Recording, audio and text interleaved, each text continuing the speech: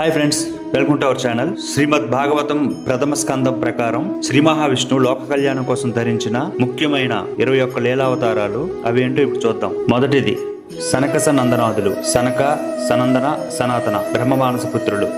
రెండవది వరాహవతారం, భూమిని రక్షించడానికి ధరించిన వరాహ రూపం. మూడవది నారదుడు, దేవలోక సంచారి, భక్తి మార్గ ప్రబోధకుడు. నరనారాయణుడు, బద్రికాశ్రమంలో తపస్సు చేసిన మహర్షులు. కపిలావతారం, సాంఖ్య యోగాన్ని బోధించిన మహర్షి. దత్తాత్రేయ అవతారం, త్రిమూర్తుల అంశతో జన్మించిన గురువు.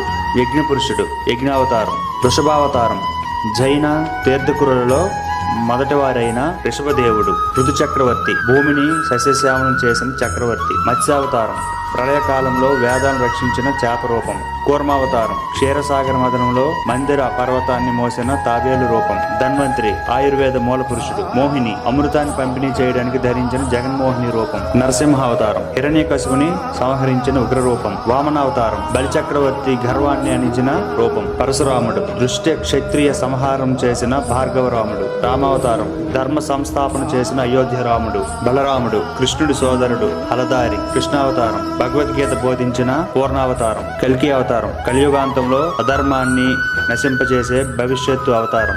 సాధారణంగా మనం దశావతారాల గురించి వింటాం, కానీ పురాణాల ప్రకారం విష్ణు అనేక రూపాల్లో అవతరించారు. మనం పైన చెప్పుకున్న జాబితా ఆ విశిష్ట రూపాలను వివరిస్తుంది. Thank you friends.